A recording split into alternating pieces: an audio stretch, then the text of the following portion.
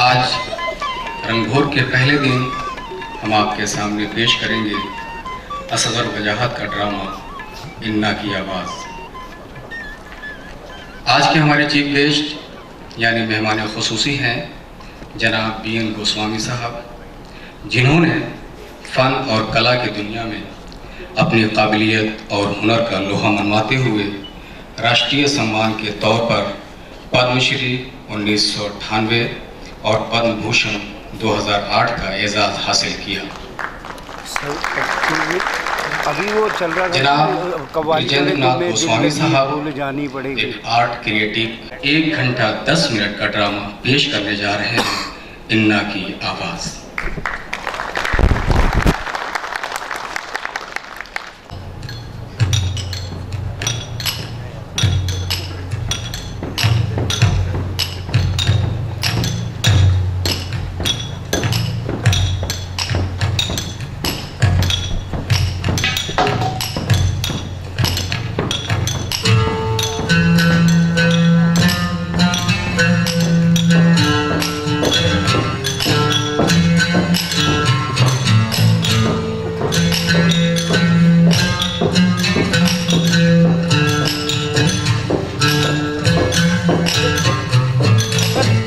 नमस्कार।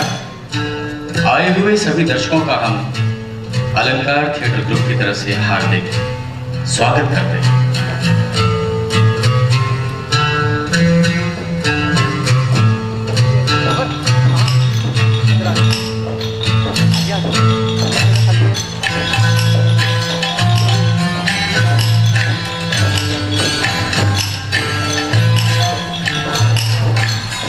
आज की हमारी प्रस्तुति है सैयद असगर वजाहत द्वारा रचित नाटक इन्ना की आवाज़।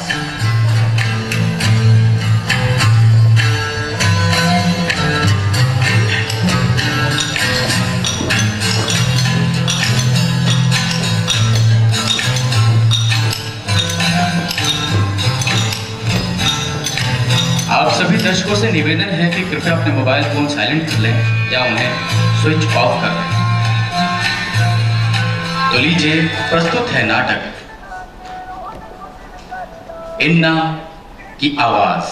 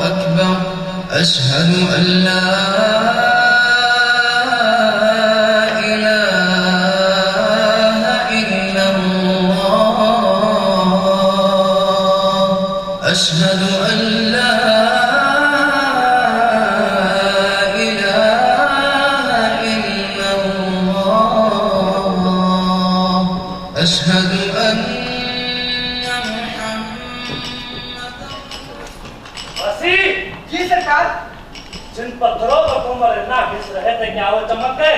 जी सरकार। मैं तुम लोगों के काम से खुश हूँ और इसीलिए तुम लोग अभी तक जिंदा हो। मुझे तो होता ही है कि जिन गुलामों ने खुदाई की उनका क्या हद हुआ, अपनी जान गंवा बैठे हुए लोग। मैं तो बस काम पूरा हुआ देखना चाहता हूँ। हुजूर, आप कोई काम करें और हम लोग उसे पूरा न करें, ये कैसे हो सकता है हुजूर? हुजूर, आपके बड़े एहसानात हैं हमारे ऊपर। अगर आपने मुझे और रीता को समरकंद के बाजार से ना खरीदा होता तो पता नहीं आज हम कहाँ होते। जरूर तुम लोगों को वो समुद्री डाकू खरीद ले जाते जो तुम्हारा दाम बस 10 दिनार लगा रहे थे। मुझे आज भी याद है वो झुलसा देने वाली गली। मीलों चल हम यहाँ पहुंचे थे। मसीह, जाओ काम करो, चलो जल्दी करो। काम हो गए लेकिन काम अभी तक पूरा नहीं हुआ। कल सुबह सुल्तान आलम आएंगे। खड़ा हूँ मैं यहाँ,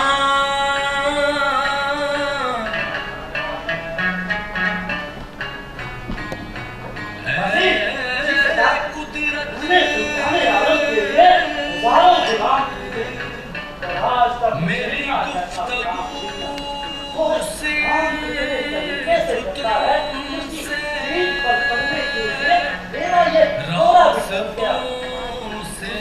मैं उसके साथ इतने सालों से रह रहा हूँ और मैंने उसे हर काम के लिए तैयार करा। उसने बीसियों बार तो मुझे अपना खाना खिलाया। अगर बोला होता तो मैं मर ही गया हूँ। रात में दोनों को पानी पिलाता रहता हूँ, जो खबर को बुखार से हम लोग गाना किससे लाते हैं। मैंने उनकी बात सुनाई कि काम के भी दूसरे मजदूर हैं, लेकिन वो मेरी बात ही नहीं सुनता। हर काम क्या जन्नत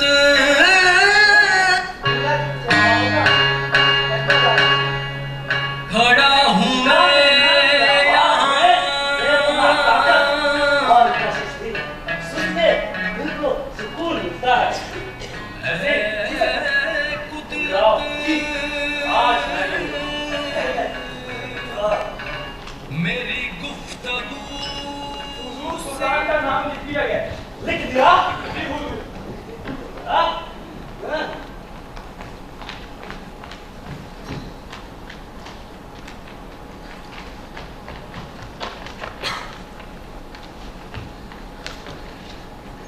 इन्ना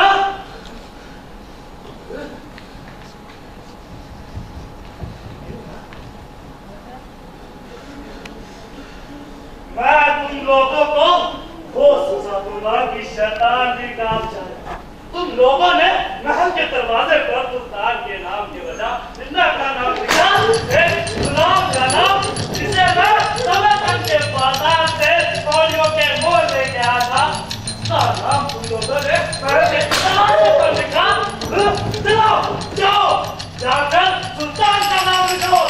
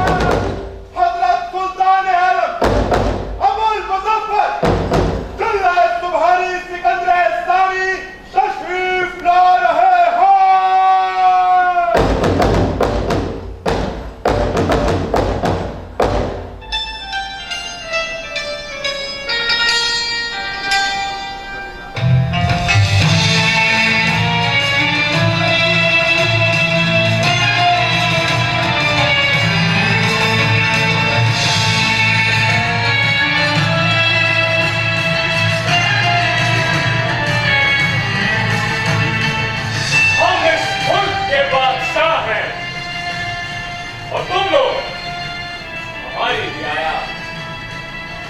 हम हुकूमत करते हैं तुम्हारे लिए, हम जंगे करते हैं तुम्हारे लिए, हम सुलह करते हैं तुम्हारे लिए, और इसीलिए तुम लोग हमारा हर हुक्म मानते। अगर हम ना रहेंगे तो तुम भी ना रहो, फिर तुम्हारी हिफाजत कौन करेगा? इस बात को हम भी अच्छी तरह समझते हैं और तुम भी। इसीलिए हमारा हाकिम होना जरूरी है, तुम्हारा महबूब।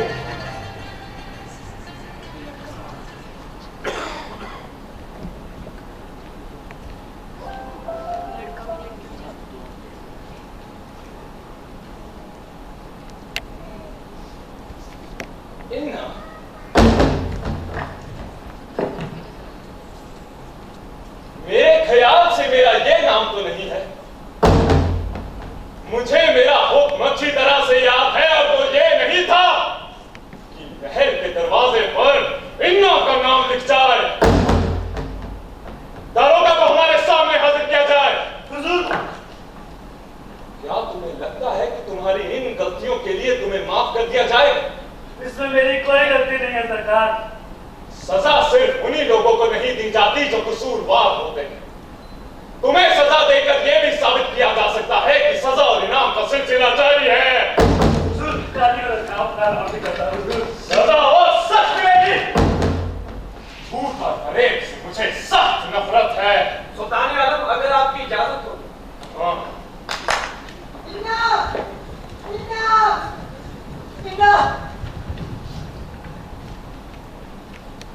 गजब हो गया इन्ना, बड़ी मुसीबत। क्या बात है बसी, तुम इतना घबराए क्यों? महल के दरवाजे से सुल्तान का नाम अपने आप लिख रहा है। ये कैसे? और इससे भी ज्यादा हैरत अंगेज बात यह है कि वहाँ सुल्तान का नाम मिटने के बाद तुम्हारा नाम लिखा जा रहा है। मेरा नाम महल के दरवाजे पर। मेरी बसी, ये नाम मुमकिन है? ये सब मैं अपनी आंखों से देख कर आ रहा हूँ। ना मेरे बेटे, ना मेरे नाम उस महल के दरवाजे पर तेरा नाम लिखा है।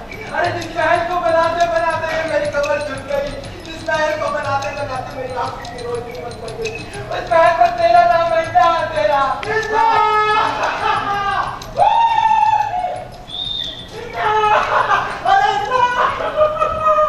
अरे भाई, महल के दरवाजे पर तेरा नाम लिखा है।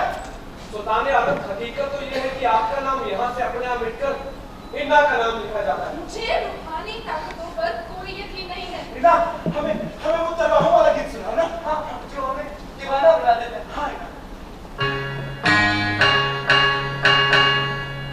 खड़ा हूँ मैं यहाँ,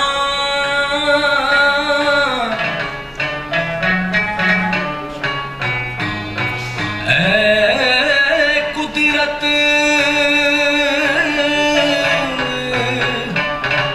मेरी गुफ्तगू सिर्फ तुमसे। और इस बात पर कौन यकीन करेगा कि एक नाम अपने आप लिख जाता है और दूसरा खुद मिट जाता है? हमारा नाम बाहर ना लिखे होने के सिर्फ 3 वजह हो सकती है। हो सकता है कि नाम लिखने वाले कारीगर जाहिल रहे, उन्हें लिखने के लिए कुछ दिया गया हो और उन्होंने लिख कुछ और दिया। क्या दूसरा, बहुत मुमकिन है कि तुमने बेपना दौलत की लालच में आकर हमारा नाम मिटाकर इन्ना का नाम लिख दिया हो। क्या हो सकता है कि रात की तारीकी में कोई आया और पहरेदारों से बचकर हमारा नाम मिटाकर इन्ना का नाम लिख गया हो? लेकिन सुल्तान आलम, अगर कारीगर जाहिल थे तो दारोगा तो पढ़े लिखे हैं। रात की तारीकी में यहाँ आकर आपका नाम मिटाकर किसी और का नाम लिखने के लिए इतनी तेज रोशनी की जरूरत पड़ती कि चोर जरूर पकड़ लिए गए होते। हाँ, ये जरूर मुमकिन है कि बहुत बड़े पैमाने पर हुजूर,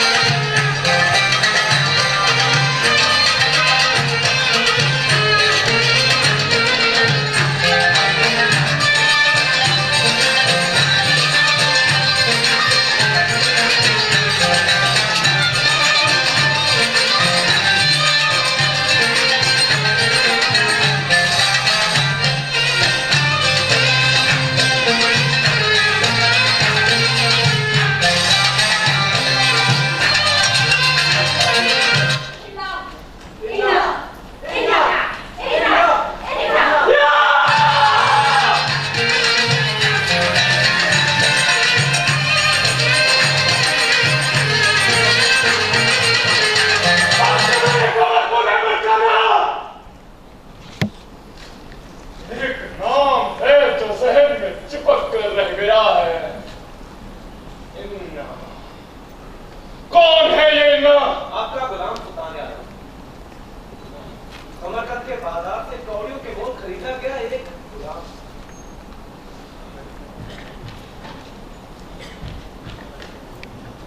वाह खुदा,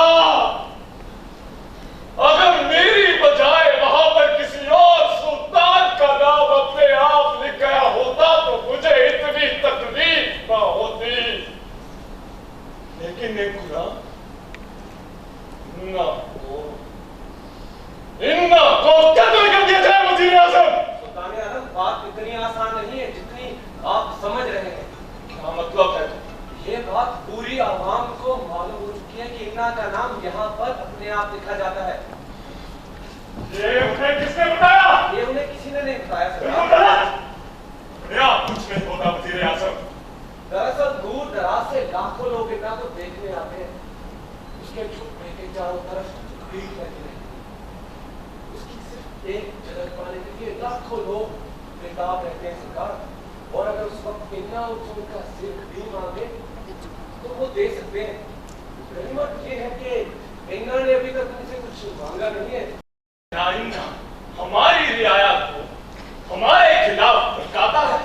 नहीं सरकार, इन्ना अपने दरबारों का नगमा सुनाता है जिसे सुनकर लोग झूम उठते हैं, पागल हो जाते हैं। इन्ना को तिलावतन कर दिया जाए वजीर आजम। इससे आवाम में बगावत भड़क सकती है सरकार। क्या बकवास करते हो? बगावत को कुचलने के लिए हमारे पास फौज है। लेकिन अगर इन्ना मैदान जंग में चौपाओं का नगमा, क्या होगा चरवाहों के उस नगमे से? उसे सुनकर आपकी फौज का हर एक सिपाही उसका दीवाना हो जाएगा। लेकिन हम ये नहीं चाहते कि एक दिन हमारे चेहरे पर इन्ना का नाम लिख जाए वजीर आजम। अगर इस सवाल का सही जवाब ना मिल पाया तो क्या तुम वजीर आजम रह पाओगे? मैं समझ रहा हूँ सरकार। आज इतनी बड़ी फौज होने के बावजूद भी हम अपने आप को कमजोर महसूस कर रहे हैं। सुल्तान आलम, कुछ लड़ाइयाँ मैदान जंग में लड़ी जाती हैं और कुछ लड़ाइयों के फैसले दिनों दिमागों में। इन्ना की चमड़ी पर नहीं, उसके दिल पर वार होना चाहिए। जवाबात के मुंतजिर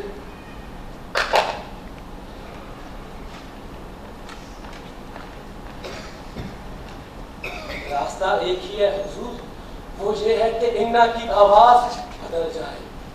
वो चरवाहों का नगमा गा ही ना सके, वो भी अपने हाथों और पैरों का उतना ही इस्तेमाल करे जितना मैं करता हूं।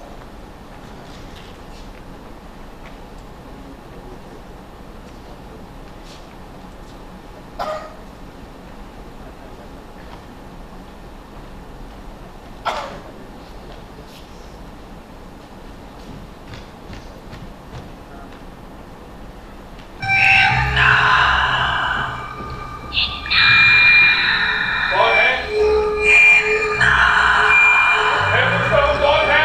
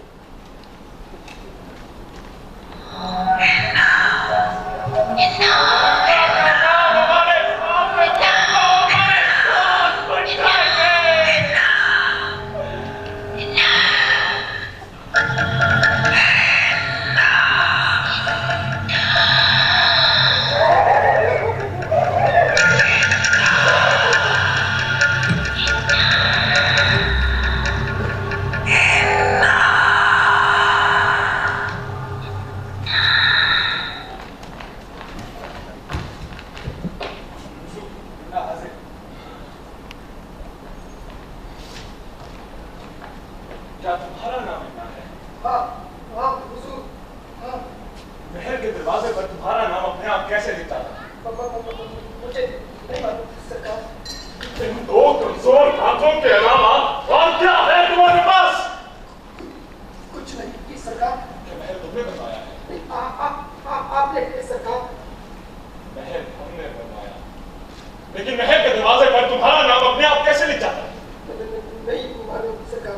महल को बनाने वाले गुलामों में हो, हाँ, लेकिन कई हजार में सिर्फ तुम्हारा ही नाम अपने आप कैसे लिख जाता है? ऐसा क्या किया था तुमने जो बाकी के गुलामों में ना किया हो? नहीं सरकार। याद करो। लेकिन वो कोई खास काम नहीं। बताओ। मैं घोड़ों को पानी पिलाया करता था। मेरे झोपड़े के सामने से गाड़ियां निकलती थी। एक दिन पानी बरसा। मैंने सोचा जब घोड़े आएंगे तो फिसलेंगे। मैंने अपना बोरिया बिस्तर चिथड़े चिथड़े किया और चढ़ाई पर डाल दिया। घोड़े नहीं गिरे सरकार। इतनी सी बात।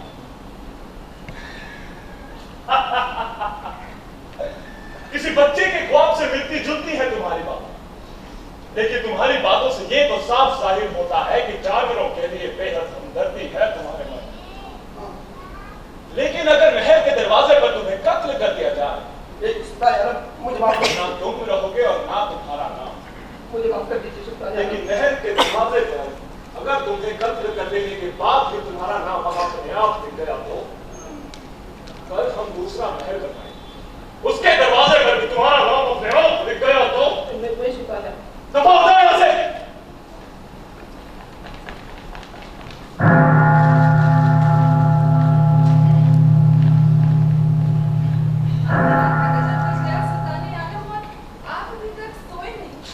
अभी इन जंजीरों में झगड़ा हुआ हमारे सामने पड़ा, बेहद कमजोर लेकिन बेहद ताकतवर।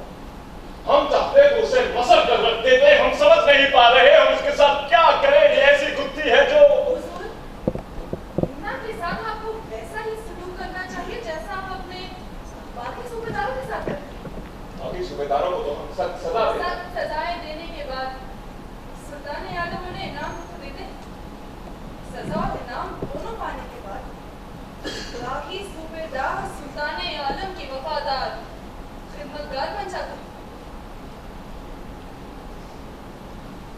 वज़ीर आज़म भी शायद इसी तरफ इशारा है। तुम्हें एक काम करना होगा, तुम्हें इन्ना के पास जाना होगा, उसकी तारीफ में जमीन और आसमान के खुलावे मिला दो। उसे यकीन हो जाना चाहिए कि वो एक अहम शख्स है। फिर उसे वज़ीर आज़म का ओहदा कबूल कर लेने को कहो, हम उसे अपना वज़ीर बनाना चाहते हैं। जानवरों की खिदमत करने का इससे अच्छा मौका ना मिले।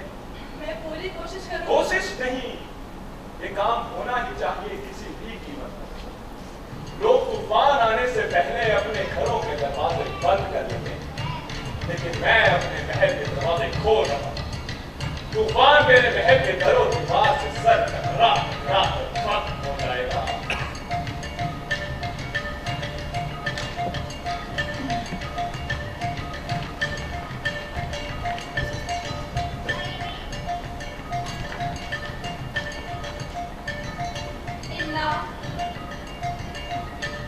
इंसान का सबसे बड़ा और बुनियादी जौहर है। तुम्हें इस बात पर फख्र होना चाहिए कि तुमने मेहनत और मजदूरी से अपना पेट पाला है। जबकि हमारी सल्तनत में ऐसे लोगों की कमी नहीं है जो दूसरों की मेहनत का नाजायज फायदा उठाते हैं। इंसान की भूमि को गिरा देती है, उसे चार के दाग देती है। दुनिया की अपनी सलाहियतों को पहचानो और उनका सही इस्तेमाल करो। की बड़ी ख्वाहिश है कि सल्तनत की आवाम की खुशहाली को हुकूमत का सबसे बड़ा और पहला फसल करार दिया जाए। हमने ऐसे इक़दामात हमेशा जारी किए हैं जिससे आवाम को फायदा हो सके, लेकिन सुल्तान आलम के तमाम मुसाहिब आवाम को पसंद हो गए हैं कि उनसे सल्तनत का कोई भी काम सलीके से नहीं होता। पर सब बढ़ते जा रहा है। उसके दिल में आवाम के लिए बेहद प्यार है। माँ को अम्मी जामा पहनाना एक मुश्किल काम है, जिसे करने के लिए ऐसे लोगों की जरूरत है जो पूरी ईमानदारी से कुछ कुर्बानी करने को तैयार हो। हमें तुम जैसे लोगों की जरूरत है। क्या कह रही है आलिजा? मेरी जरूरत है। मैं कदना ना चीज और कमजोर गुलाम क्या कर सकता हूँ। ना तो मैं किसी आला खानदान में पैदा हुआ और ना ही मैंने कभी किसी मदरसे में तालीम पाई। मेरी पूरी जिंदगी तकलीफों और अजाबों में गुजरी है। मुझे अब तक याद है हमारी झोपड़ी गांव के सिरे पर थी।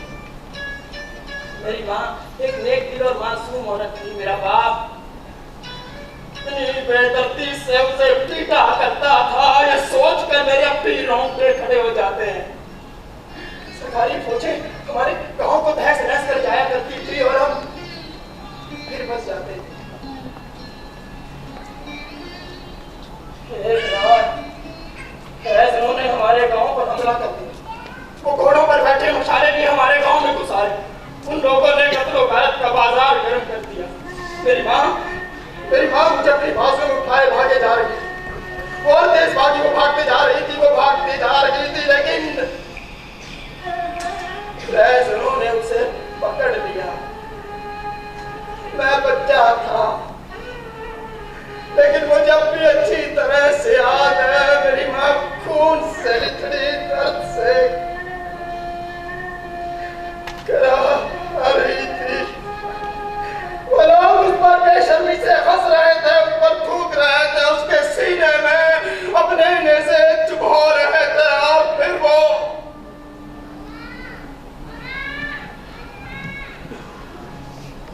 मर गई।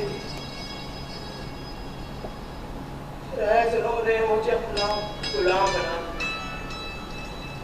कई साल बाद मैं वहां से भागा, मैं फिर पकड़ा, मैं फिर भागा। तुम अपने माजी को भूल जाओ, क्योंकि तुम्हारा मुस्तकबिल बहुत शानदार है। तुम्हारी सलाहियतों से मुतासर होकर हम तुम्हें अपना वज़ीर आज़म बनाना चाहते हैं। नहीं खुदावन, ये कैसे हो सकता है? ये क्यों नहीं हो सकता? मैंने अपने हालात से समझौता कर लिया। मैं अपनी जिंदगी से मुतमईन हूँ। मेरे दिल में ऐसी कोई ख्वाहिश नहीं है। आलम चाहते हैं कि लायक और ईमानदार लोग सल्तनत की तरक्की और आवाज की फलाह में का साथ दें। और वज़ीर आज़म को ओहदा कबूल करने से क्या हर्ज है?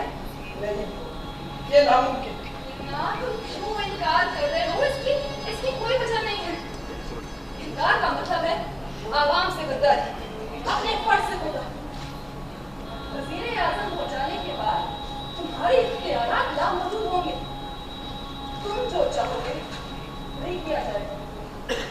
बोलो, क्या इससे आवाम को फायदा नहीं होगा? जवाब दो, बताओ। फिर तुम इनकार नहीं कर सकते। अब तुम वज़ीर आज़म हो ना, सारी हुकूमत तुम्हारे अहकामात की पाबंद। जाओ और अपने ख्यालात को अमली जामा पहनाओ, जिससे आवाम को फायदा हो, उनकी जिंदगी बेहतर बन सके। इन्ना नहीं, वज़ीर आज़म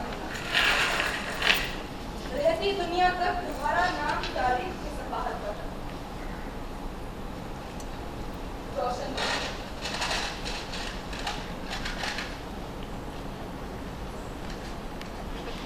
हुजूर, तशरीफ रखिए। हुजूर, तशरीफ रखिए। नहीं हुजूर, आप रखिए। नहीं हुजूर, आप रखिए। नहीं हुजूर, वो आपकी जगह है। नहीं हुजूर, वो आपकी जगह है। हुजूर, मैं आपका गुलाम हरोका अब्दुल। मैं आपका गुलाम इन्ना। नहीं, आप वज़ीर आज़म और मैं आपका गुलाम। वज़ीर आज़म?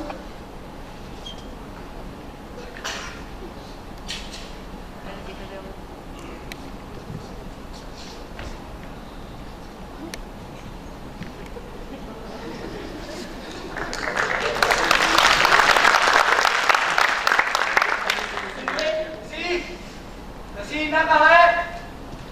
कहाँ है इन्ना? इन्ना को वो लोग ले गए। कौन लोग? सुल्तान के लोग। सुल्तान के लोग? इन कपड़ों में मेरा दम घुटता है। मैंने उतारा। गजब हो जाएगा हुजूर, गजब। नहीं, बिल्कुल नहीं। ये लिबासे फाटरा तो आपको जेबेतन करना है हुजूर। बहुत गर्मी लग रही है। मैं कोई काम करना चाहता हूँ।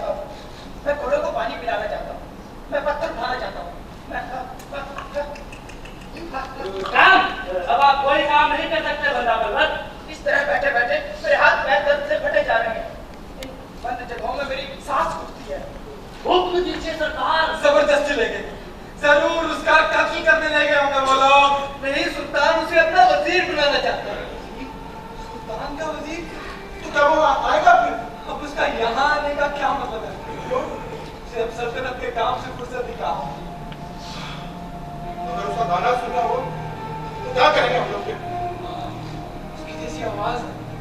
मैं पूरी दुनिया में भटकाऊं पर मुझे उसकी जैसी आवाज नहीं आती। और उसे हमारी याद तो आएगी। यादें किसी नहीं आती। यादें ही तो आप लोगों का सरमाया है बेटा। चलो फिर इन्ना की बात चलती। जी हाँ हुक्म, अगर आप कहें तो सरदारी का सामो को इसी वक्त हाजिर किया जाए, जामो मीना खिदमत में पेश किया जाए। अगर ख्वाहिश हो तो भूखे शेरों के पिंजरे में किसी भागी की मौत का तमाशा देखिए हुजूर। अगर जंगली जानवरों के शिकार की ख्वाहिश हो तो किसी वीर शिकारी को हाजिर किया जाए। आप वजीर आजम है हुजूर, यही का फरियाद आपकी शान शान है हुजूर। आप इस सल्तनत के वजीर आजम हैं। आपकी सल्तनत गरीब आसमान से बातें करते पहाड़ों से लेकर मशरिक में समुद्री साहिल तक फैली हुई है सरदार। हुजूर, पूरी सल्तनत में आपका हुक्म चलेगा। आपकी जबान से निकला हुआ हर एक लफ्ज हुक्म होगा। आपकी जबान से ही फौजें जंग करेंगी और आपकी जबान से ही सुलह होगी सरकार। बड़े से बड़े आदमी को आप तोपों से उड़वा सकते हैं। हसीन से हसीन चेहरे आपके कदमों में डाले जाएंगे हुजूर। कुछ अर्ज करने की इजाजत है। आपने बड़ी तकलीफें उठाई हैं अपनी जिंदगी में। आज खुदा की मेहरबानी और बादशाह सलामत की फयाजी ने मुबारक दिन दिखाया है कि आप इस सल्तनत के वजीर आजम हैं। मेरी ख्वाहिश है कि आप अपने दिल से माजी के नाम मिटा दें। मेरे चारों तरफ खुशियां फैली हुई है बंदा पर, और उन्हें दामन में समेट लीजिए। हुक्म दीजिए सरकार, हुक्म। रक्सो सुरूर की महफिलें आरास्ता की जाए, जामो मीना खिदमत में पेश किया जाए। नूर की बारिश हो सरकार जिसमें आप गुस्ल करें, जिस चीज आप निकल जाइए यहाँ से। जी सरकार, मैंने कहा आप निकल जाइए यहाँ से। जी हुजूर। मेरे खुदा, मेरे साथ क्या था? मैंने ये औरत क्यों कबूल किया? मैं वजीर आजम हूँ, मैं सब कुछ कर सकता हूँ। क्या मैं बाकी अपने आप को वजीर आजम समझूं? ऐसी गलती भी ना करना। अब ये मेरा फसल है। क्यों? इस सौदे को कबूल कर लेने के बाद अगर मैंने ऐसा कोई हुक्म ना दिया जिससे आवाम का फायदा हो तो मेरी पूरी जिंदगी आजाद हो जाएगी। मुझे हुक्म देना ही पड़ेगा, मगर कैसे? तुम सिपाही नंबर 1 हो और तुम सिपाही नंबर 2 हो। सिपाही नंबर 1 अपने दाएं हाथ की तरफ 6 कदम बढ़ो, रुक जाओ।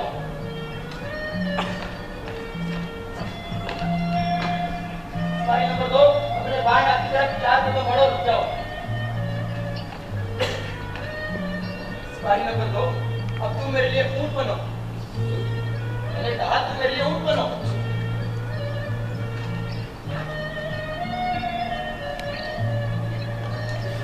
अब तुम मुझे सिपाही नंबर 1 के पास ले चलो।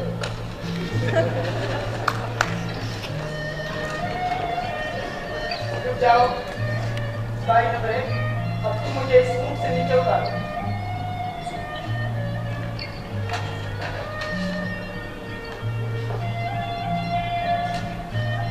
तुम मेरे लिए खाना लेकर आओ और तुम अपनी जगह वापस जाओ। कुछ गलत नहीं, जो दे सकता हूँ, मैं जिसे चाहूँ उसे मेरे पास बुला सकता हूँ। हाँ, मैं सब कुछ कर सकता हूँ। मैं सब कुछ कर सकता हूँ। हाँ, वो सब मेरे पास बुला सकता हूँ। ये मेरे लिए है। ऐसे खा सकता हूँ। मेरे लिए इतना बहुत है। बाकी तुम ले जाओ। अगर बच जाए तो अपने घर वालों में ले जाना।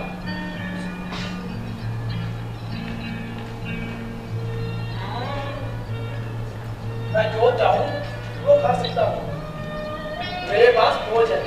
तो फतेह के बाजब जाती जब हमारे गांव से गुजरती थी तो मैं डर कर अपनी माँ की गोद में छिप जाया करता था। अब मैं उन्हें हुक्म दे सकता हूँ। वो जो रुक जाओ, आगे मत बढ़ो। आगे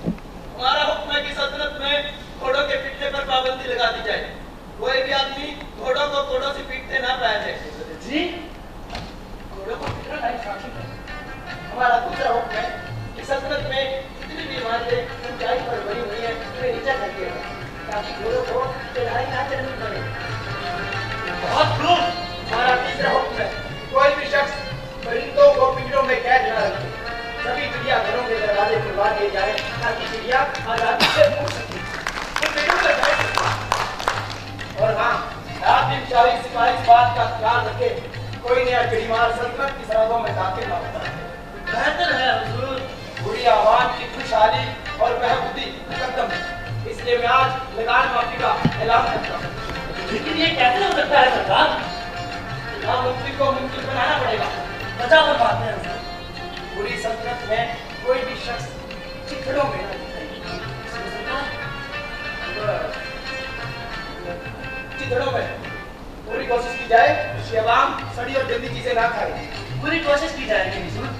जो भी शख्स मेहनत और मजदूरी से नंगे पैर काम करता है उसे जूते दे दिए जाए। क्या सरकार? जूते दे दिए जाए। आज इतने जूते आएंगे कहाँ से? यहाँ से जूते आए। जी हुजूर। अब आप जाइए और मेरे अहकामात पर पूरी तरह से अमल किया जाए। जी हुजूर। और हाँ जी हुजूर। किसी भी किस्म की कोई कोताही ना हो। जी हुजूर।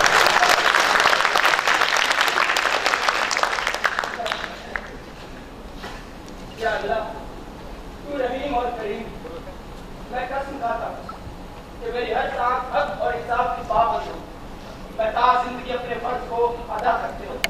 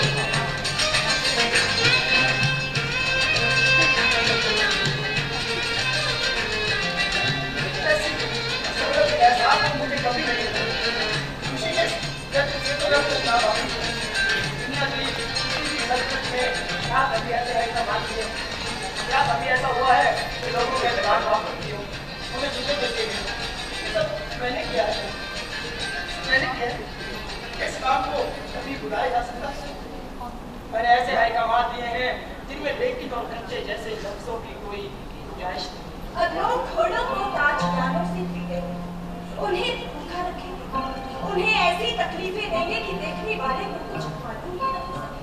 ये कैसे हो सकता है? मेरे साफ साफ अहकामात है कि कोई भी शख्स अपने पुराने कपड़ों में ना दिखे। तब लोग नंगे दिखाई देंगे सदा। मैं देखूंगा कि मेरे अहकामात पर पूरी तरह से अमल किया जाए। वही सब कुछ हो जो मैं चाहता हूँ। लेकिन एक शख्स के लिए ये करवाना नामुमकिन है। पूरी सल्तनत के कारीगरों की तादाद लाखों में है। उनमें से कितने नेक दिल हैं और कितने कमीने, ये तो खुदा ही बेहतर जानता है। आपके अहकामात उनकी समझ में किस कदर आते हैं ये भी किसी को नहीं मालूम। और सरकार, आप हर कालिदी के पीछे तो नहीं कर सकते। अगर मेरे अहकामात पर अमल ना किया गया तो मुंशाही कारीगरों को कड़ी से कड़ी सजा दूंगा। फिर वही सजा और इनाम का सिलसिला शुरू हो जाएगा। मैं उन कारीगरों को बर्खास्त कर दूंगा जो मेरे अहकामात पर अमल ना करेंगे। बड़ा ही पेचीदा मसला। तुमने मुझे उतना ही बेचैन कर दिया रक्कासा जितना मैं अहकामात देने से पहले।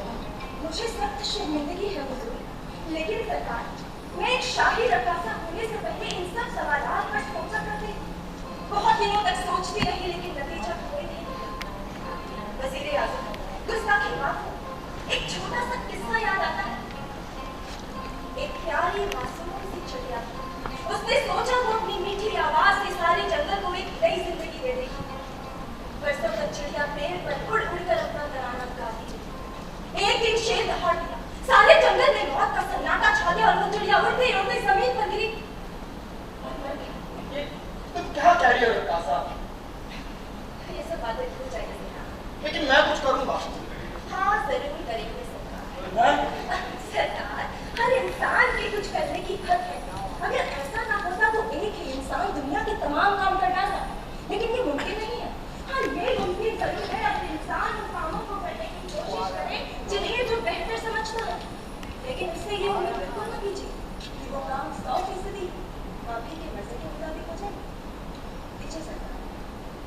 तुम ठीक कहती हो रफ्तार साहब, लेकिन मैं देखूंगा मेरी मर्जी के खिलाफ मेरे अहकामात पर अमल कैसे नहीं हो सकता।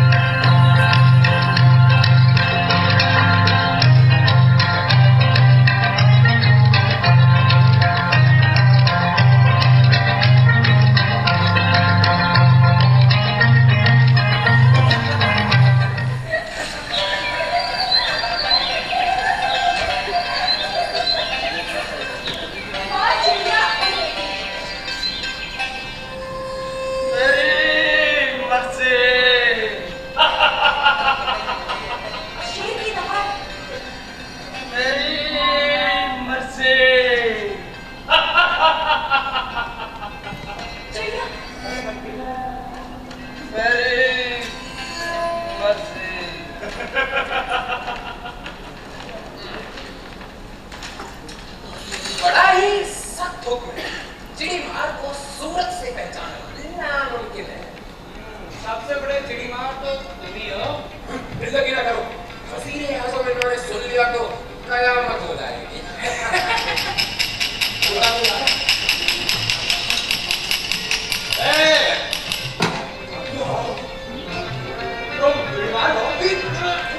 तुम चिड़ीमार हो। हम तो कारीगर लगाई दूसरे शहर में। तुम्हें शहर के अंदर दाखिल होने नहीं दिया जाएगा। क्यों? तुम मुजरिम हो। मुजरिम? क्यों? कैसे? हमने क्या जुर्म किया? वज़ीर आज़म इन्ना के अहकामात है कि कोई भी शख्स फटे पुराने कपड़े पहने नजर आए।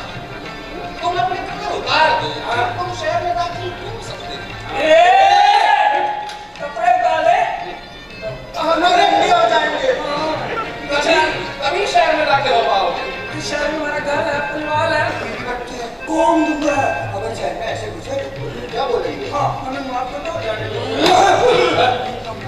अच्छा तो तुम एक काम अपनी ये पगड़ी उतार। ये बहुत महंगी कुचैली है। ये बहुत महंगी कुचैली है। जानता हूँ कितनी महंगी कुचैली है। छोटा हूँ। ठीक है तुम। ये तो पगड़ी थी मेरे पास।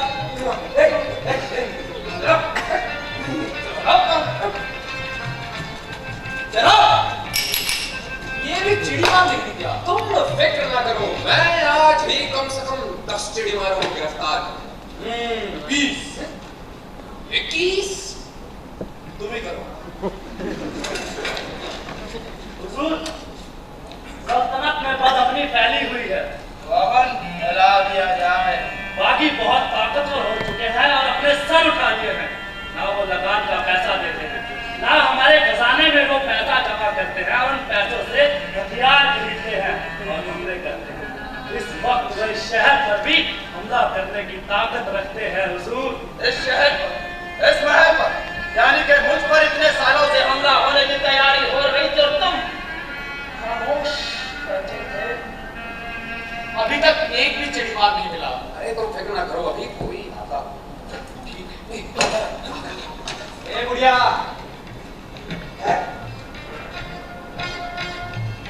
बढ़िया पहली है क्या?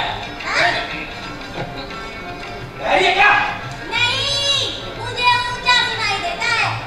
अच्छा, ये तेरी पोटली में क्या है? हाँ? तेरी पोटली में क्या? चल। नान है, कल पकाया था। कल पकाया था और आज खाएगी? नहीं नहीं, आज खाऊंगी। वज़ीर आज़म इन्ना के हुक्म के मुताबिक कोई भी शख्स सड़ा भूसा खाना नहीं खाएगा। मुझे दे देगा।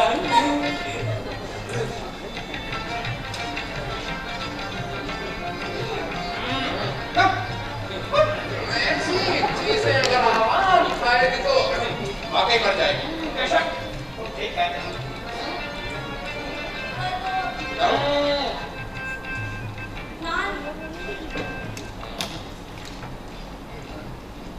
क्यों क्योंकि आप रहम दिल हैं सरकार। हाँ, हम रहम दिल है, रहम दिलों के लिए, बागियों के लिए नहीं। हमारा हुक्म है कि बागियों को कुचलने के लिए फौज भेज दी जाए, बागियों को कुचलने के लिए फौज भेज दी जाए, चाहे खून की नदियां बह जाए, चाहे खून की नदियां बह जाए, लेकिन बागियों को कुचल दिया जाए। लेकिन बागियों को कुचल दिया जाए। अस्सलाम वालेकुम। वालेकुम सलाम।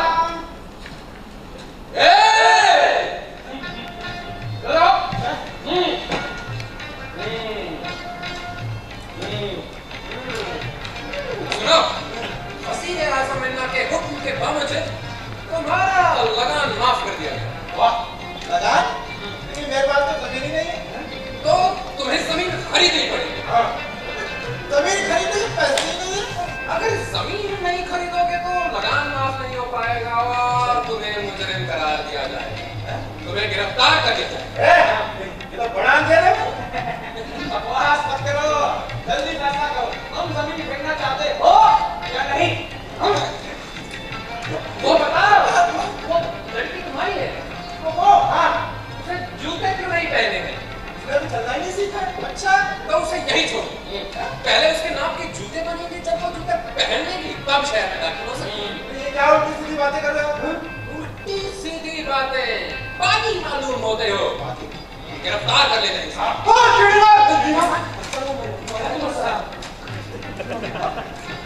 गया तो बहुत।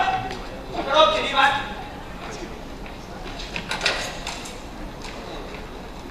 शहर में लूटपाट की वारदातें बढ़ चुकी है हुजूर। लूटपाट की वारदातें रोक दी जाए। लोग इंसाफ की भीख मांग रहे हैं। उन्हें इंसाफ की भीख दे दी जाए। फौज के अफसर आगे बढ़ने से इनकार करते हैं हुजूर। क्यों? फौज के अफसर घोड़ों की सवारी करते हैं, घोड़ों को जब तक ना पीटा जाए वो आगे नहीं बढ़ते। तो घोड़ों को घोड़ों से क्यों नहीं पीटा जाता? क्योंकि आपका हुक्म है कि घोड़ों को घोड़ों से मारना सख्त मना है। हमारा हुक्म है, हमने ऐसा कोई फिजूल का हुक्म नहीं दिया होगा।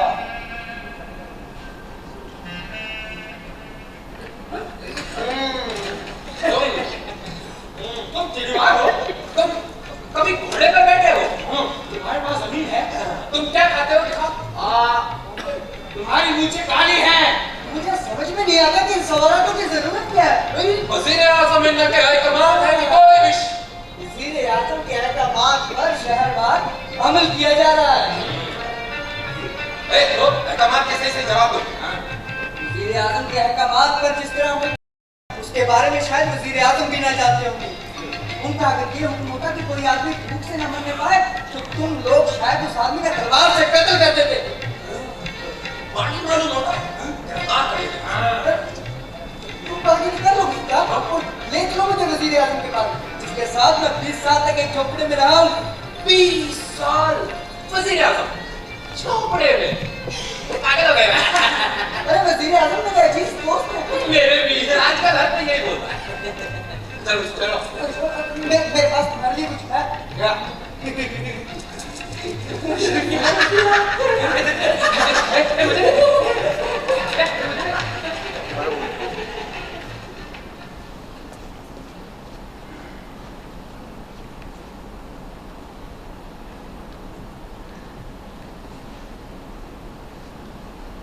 वज़ीर आज़म की खिदमत में फंसी सलाम पेश करता है। वज़ीर आज़म की खिदमत में फंसी सलाम पेश करता है। कौन? सरकार फंसी जो भी है बोलो। इन्ना वज़ीर आज़म। वज़ीर आज़म मैं आपके सामने एक फरियाद लेकर हाजिर हूँ। फरियाद लाने के लिए तुमने अच्छे वक्त का इंतजाम किया है वसी, जानते हो। मैं जानता हूँ सरकार, ये आपके आराम का वक्त है। आराम भी एक काम है वसी, और उसकी अहमियत इतनी कम नहीं कि उससे इनकार किया जा सके। इन्ना क्या तुम्हारे कपड़ों के साथ साथ तुम्हारा दिल भी बदल गया? जरा ख्याल करो, हम 20 साल तक एक झोपड़े में एक साथ रहे हैं और हमने कितनी मुसीबतों में एक दूसरे का साथ दिया। और आज तुम्हारे वज़ीर आज़म बन जाने के बाद मैं ये नहीं गवारा कर सकता कि तुम्हारे नाम पर वो सब कुछ होता रहे जो हो रहा है। मेरे नाम पर पूरी सल्तनत का काम चल रहा है, तुम चाहते हो वो सब ना हो। ना तुम अगर हुक्म देते हो कि किसी प्यासे आदमी को पानी पिलाया जाए तो तुम्हारे सिपाही उस नदी में गर्क कर देती है। तुम्हारे इस अहकामात पर की आवाम सेहतमंद नजर आए। तुम्हारे सिपाहियों ने उन्हें पीट पीट कर उनका जिस्म इतना सुझा दिया कि वो सेहतमंद नजर आने लगे। इन्हें उन्हें लोहे के जूते पहना दिए गए हैं ताकि वो चल भी नहीं ना सके ना। वजीरे आजम, वजीरे आजम, आपने हुक्म दिया था कि सल्तनत हम जानते हैं कि हमारा क्या काम है और हम ये भी अच्छी तरह से जानते हैं कि किसी के कहने पर अपने काम करने के तरीके में कोई तब्दीली नहीं ला सकते। इन्ना मैं तुम्हें आखिरी बार समझाने आया हूं। तुम्हारे जलाए हुए चिराग से पूरे मुल्क में आग लग जाएगी। जो कुछ भी किया जा रहा है वो सल्तनत का नाम चुराने के लिए किया जा रहा है। सल्तनत से गद्दारी की सजा मौत है। लेकिन मासूम, बूढ़े, बच्चे, औरतें क्यों करेंगे सल्तनत से गद्दारी ना? आखिर उन पर इतने जुल्म क्यों किए जा रहे हैं? तुम हमारे हराम में छलन डाल रहे हो वसीम। इन बातों पर कभी तब तक हजारों लोग गुजर चुके होंगे। तामीर भी कुर्बानी चाहती है वसीम। ना मुझे हैरत होती है तुम्हारी अक्ल कहां चली गई है। जरा ख्याल करो इन्ना, तुम्हारी फौजें आवाम को कुछ देने की बात तो दूर रही, उनके गांव तबाह करती हुई गुजर जाती है और उनकी बुनियाद पर कोई कान तक नहीं डरता। मैं इस वक्त तुम्हारे आराम के वक्त इसलिए यहाँ आया हूँ क्योंकि मैं वो सब कुछ देख कर आ रहा हूँ जिसके बारे में मैं अभी तक सुना करता था। इन्हीं ख्यालात से बगावत पनपती है वसीम। मैं हर आदमी को कड़ी से कड़ी सजा दूंगा जो बगावत पर आमादा हो। इन्ना मैं ये सोच कर आया था कि तुम कम से कम मेरी बात पर संजीदगी से गौर करो। हमने एक साथ काबिल वक्त गुजारा, हम एक साथ मुश्किलातों में फंसे और हमने एक साथ खुशियां मनाई और मुझे लगता था कि मैं तुम्हें अच्छी तरह जानता हूँ, लेकिन आज मालूम पड़ता है कि मैं गलत जगह। इन्ना वजीरे आजम, वजीरे आजम, वजीरे आजम, वजीरे आजम ना बाकी नहीं, लेकिन मैं हर उस बात को कहने के लिए तैयार हूँ जो मुझे बेजा लगती है। राम वसीम, तुम अपनी हदों से आगे बढ़ रहे हो। नहीं, मैं अपनी हदों में वापस जा रहा हूँ। वजीरे आजम,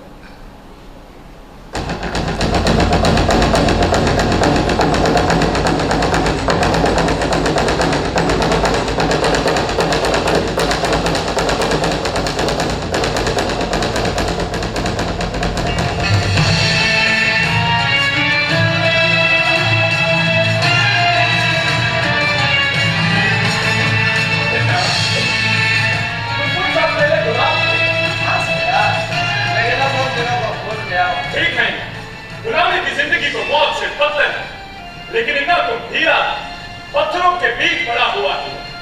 हमने तुम्हें अपना वजीर बनाया और तुम चमक गए। हमें ये कहते हुए बेहद खुशी हो रही है कि सल्तनत का काम तुमने जिस खूबी से चलाया है वैसे आज तक नहीं चला। आज शाही खजाने में जितनी दौलत है उतनी तो हम सैकड़ों लड़ाइयां लड़ने के बाद भी हासिल न कर सके। बागियों का तुमने नामो निशान मिटा दिया है ना, और चारों तरफ अमन कायम है। सल्तनत का नाम चलाने के लिए ये सब जरूरी था। ऐसा सल्तनत के काम को चलाने के फैसले हमेशा सही हुए हैं और तुम्हारी होशमंदी काबिले तारीफ। ये तो आपकी जर्रा नवाज़ी। तुमने ऐसे कायदे कानून बनाए जिससे सल्तनत को बेतहाशा फायदा हो। शुक्रिया हुजूर। हम हीरे की कदर करना जानते हैं और तुमने जो हमारी खिदमत की है उसका मुआवजा तुम्हें मिलना ही चाहिए। आपने बिल्कुल ऐसा ही किया बंदा बरबर। आज इस सल्तनत में हमारे बाद सबसे मालदार आदमी तुम ही। तुम्हारे हरम में औरतों की तादाद हमारे हरम की औरतों से कुछ ही कम हो। आज इस सल्तनत में हमारे बाद सबसे कीमती शराब तुम्हारे लिए तैयार की जाती है और आज इस सल्तनत में हमारे बाद सबसे बेहतरीन कपड़े तुम्हारे समझे जाते हैं। हमारे हुक्म बाद तुम्हारा हुक्म सल्तनत में कानून समझा जाता है और तुम दुनिया की उस फौज को कमान करते हो जो कि बड़ी से बड़ी सल्तनत को हरा सकती है। आप वजह फरमाते हैं सुल्तान आजम। हमने अपनी हर ख्वाहिश को पूरा किया है। ये अजीब बात है कि तरह तरह की ख्वाहिशों को पूरा करने के लिए अलग अलग तरीके हैं। कभी कभी अगर कुछ लोगों को कत्ल कर दिया जाए तो वो तब भी जिंदा रहते हैं, लेकिन अगर उन्हें लंबी जिंदगी जीने का मौका दे दिया जाए तो वो अपने आप मर जाते हैं। मैं समझा नहीं हुजूर। बस ये समझ लो कि जमीन पर रेंगने वाले एक बहुत छोटे कीड़े पर अगर एक बहुत बड़ी फौज हमला कर दे तो तब भी वो उसे नहीं मार सकती, लेकिन अगर उसी कीड़े को सतह से बहुत ऊपर उठा दिया जाए तो वो अपने आप मर जाता है। हमने 20 साल महल के बन जाने का इंतजार किया था और जब महल बनकर तैयार हुआ तब उसमें मेरी कोई खता नहीं थी। अगर तुम्हारी कोई खता न होती तो महल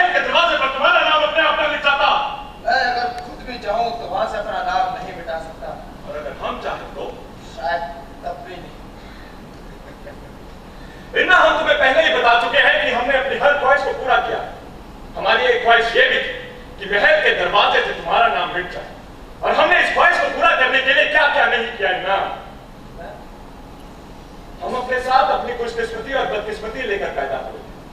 हम बादशाह बने और हुकूमत को चलाते रहे। अब तुम भी अच्छी तरह जानते हो कि हुकूमत कैसे चलती है। तुम्हारे साथ भी तुम्हारी बदकिस्मती थी, तुम गुलाम थे और यही तुम्हारी खुशकिस्मती भी। हमने इन दोनों चीजों को तुमसे छीन लिया है ना। अगर तुम सब कुछ समझ जाते तो हम अपने इरादों में कामयाब कैसे हो। हम जानते थे कि अगर हम हुकूमत ना भी करेंगे तो अपनी हुकूमत खत्म ना होगी। राज कोई ना कोई करेगा, वो भी वही करेगा जो हम करते, क्योंकि हुकूमत चलाने का बस एक ही रास्ता है, हुक्म, और किसी भी तरीके से उस पर अमल। फिर हम ही वो सब कुछ क्यों ना करें, हम ही अपने नाम पर वो सब कुछ क्यों ना होने दें जिसे कुछ कमजोर लोग ना जाने क्या क्या कहते थे ना। लेकिन सरकार मैं हम फतेह के नशे में चूर है ना। मुझे आपका हर फैसला मंजूर है खुदाबंद। हमारा फैसला हमारा फैसला यही है कि तुम वही वापस भेज दिए जाओ जहां से लाए गए थे। ऐसा नतीजे बता तुम्हें हमारा हुक्म मानना ही पड़ेगा। तुम अपने से ऊपर वाले का हुक्म मानने और अपने से नीचे वाले को हुक्म देने के आदी हो चुके हो। अब मैं वहां जाकर क्या करूंगा सुल्तान? तुम वहां जाकर कुछ नहीं कर सकते और हम तुम्हें यहाँ पर कुछ करने ना देंगे। जुर्म की सजा दी जा रही है सुल्तान आजम। इस जुर्म की सजा कि तुम इतना थे। अब तो मैं इतना नहीं हूँ सुल्तान आजम। अब तुम कुछ नहीं हो, अब तुम ना इन्ना हो और ना वजीर आजम। अब तुम गा भी नहीं सकते जवाबों का वो नगमा जिसे सुनकर लोग तुम्हारे दीवाने हो जाया करते थे। गाओ, गाकर देखो। गाओ,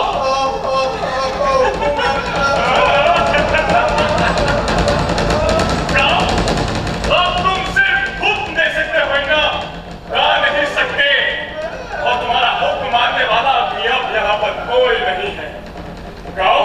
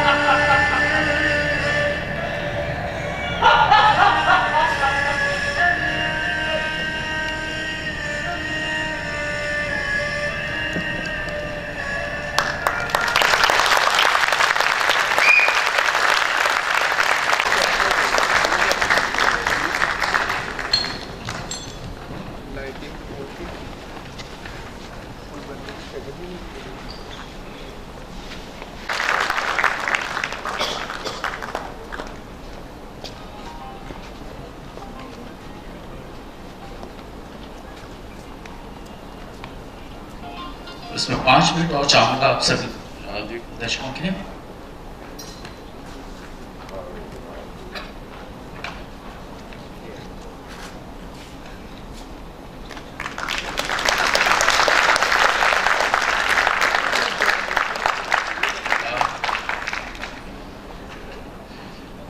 गुजारिश करूँगा चंद्रप्रकाश सर से कि वो आज के हमारे chief guest V N Goswami sir को मंच पर लेकर आए, और मैं गुजारिश करूँगा साथ के साथ ही निखिल को कि वो कमल अरोड़ा सर को मंच पर लेकर आए, और मैं गुजारिश करूँगा उमेश कांत सर से, एस.डी. शर्मा सर से कृपया वो मंच पर साथ में आए कमल अरोड़ा सर के साथ।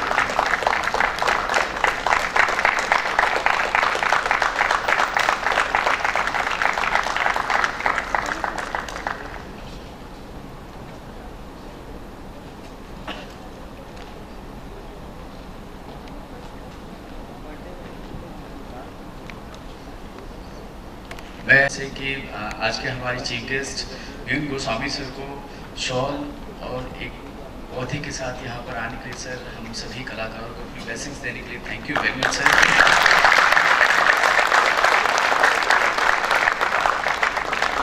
मैं परवेज सेठी सर से गुजारिश करूँगा कि वो मंच पर आ जाएं। परवेज सेठी सर, मैं परवेज सेठी सर से गुजारिश करूँगा, चंद्रप्रकाश और परवेज सेठी सर क्योंकि हमारे ग्रुप के सलाहकार हैं, तो परवेज सेठी सर से मैं गुजारिश करूँगा कि आज के हमारे chief guest guest of honour Chandigarh Sangeet Akademi के चेयरपर्सन कमल अरोड़ा सर को एक शॉल और पौधे के साथ सम्मानित करें।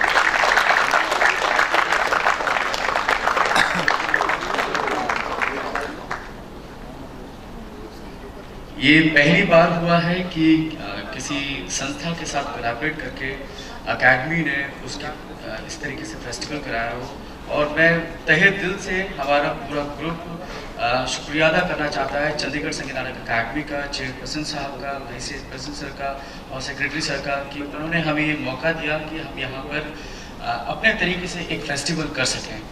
आप लोग अभी जाइएगा मत, मैं हमारे जो कव्वाल हैं जो बाहर आपके पास जो माहौल बना रहे हैं, मैं उनसे दरखास्त करूँगा कि वो भी मंच पर आ जाएं।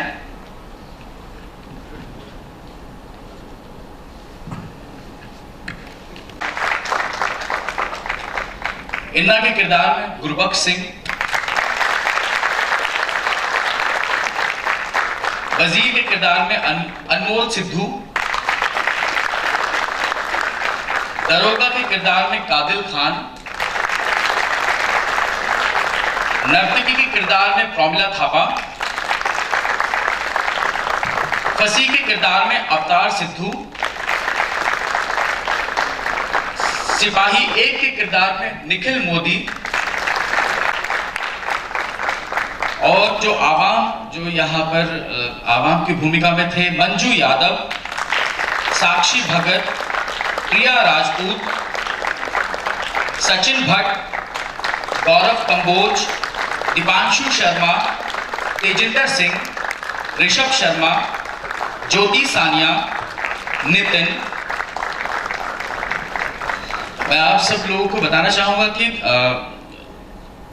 और सुल्तान की भूमिका में दीक्षित नरूला।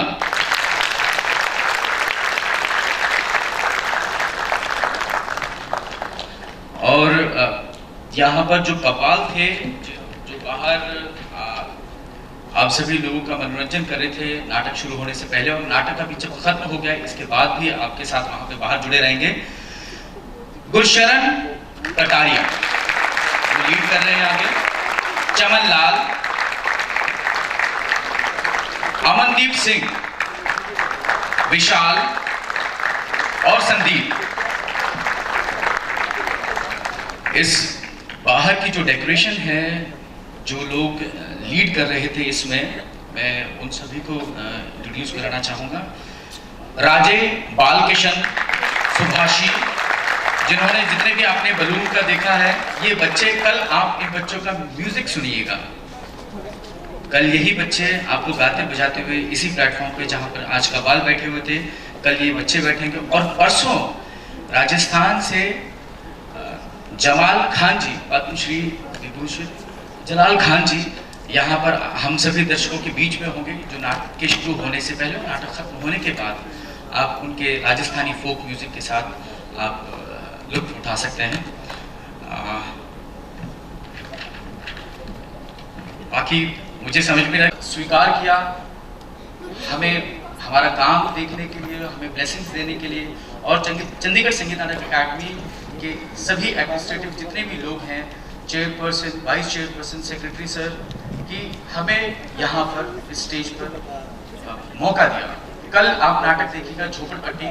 आज, कल और परसों तीनों दिन जो कलाकारों का मेकअप कर रहे हैं वो और कोई नहीं, हमारे अपने परवेज सेठी सर हैं।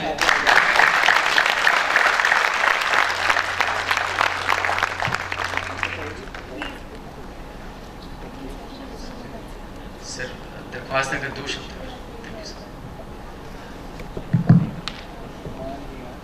ये 2 ही शब्द मुझे कहने के लिए कहा गया है, अक्सर मैं 4 शब्द बोलता हूँ। बहरहाल मुझे निहायत मसरत है, खुशी है कि इस मौके पे मुझे कहा गया कि मैं यहाँ पे आऊँ। ये बहुत मैसेज से भरा हुआ प्ले है, पैगाम है उसमें हम सब लोगों के लिए, और पैगाम समझना, पैगाम को कबूल करना, पैगाम को अपने अंदर से बोना, ये हम लोगों का काम है। चक्रेश ने और उनके साथियों ने, मुझे एक चीज़ की बड़ी ताजुब हुआ और बड़ी खुशी भी हुई। उर्दू ज़ुबान करीब करीब ख़त्म होती जा रही है, और जिन्होंने काम किया इसमें, चाहे वो सुल्तान थे, चाहे वज़ीर आज़म थे, इन्ना थे या दारोगा थे, बाकी लोग थे, इन्होंने बहुत मेहनत की, क्योंकि ज़ुबान को संभालना, ज़ुबान का तलफ़ुज़ ठीक करना बहुत मुश्किल होता है। जब हम लोग पंजाबी में बातें करते हैं आपस में, तो वो जो लहजा है वो उसमें आ जाता है, लेकिन वो क्या बशीर बद्र का कहता है कि वो इत्रदान सा लहजा मेरे बुजुर्गों का, रची बसी हुई उर्दू ज़ुबान की खुशबू।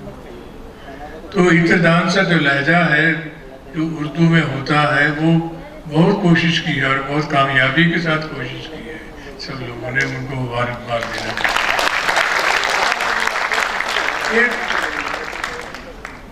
3 शब्द हो चुके हैं, 4था शब्द मैं अभी कहूँ। एक अहमद नदीम कासिमी शायर थे, पाकिस्तान के बहुत बड़े शायर थे। जब मैं कॉलेज में पढ़ता था तो उनकी नज़में बहुत लोग पढ़ते थे, सुनते थे, दोहराते थे। तो उसमें एक नज़्म थी जिसका नाम था बहार और महकार। और बहार और महकार में वो लंबी नज़्म है, मैं सारी तो नहीं सुनाऊंगा, थोड़ा सा टुकड़े मुझे याद है। तो सुल्तान है एक, और वो कहते हैं कि ऐन पतझड़ में शहनशाह का फरमान मिला, हाजिबो फूल हमको मालूम के फिजा के बाबस मुमलिकत के किसी गोशे में चमन खिलते हैं। हम जानते हैं कि फिजा है, पतझड़ है, लेकिन कहीं ना कहीं फूल होंगे, को लाइए हमारे लिए।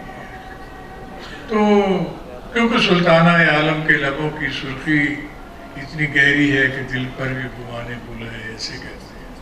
तो लंबी नज़्म है उसमें, लेकिन आखिर में बहुत खूबसूरत है।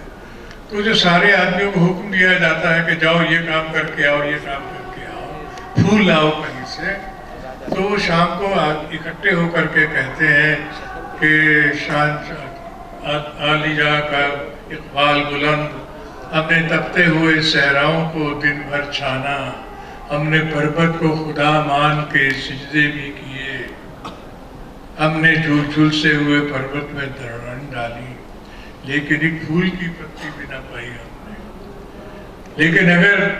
लेकिन शहनशाह का हुक्म था, इसलिए हम फूल पूछने गए। लेकिन वो कहते हैं कि बादशाह बड़े खुश होते हैं कि आप इतने फूल लाए।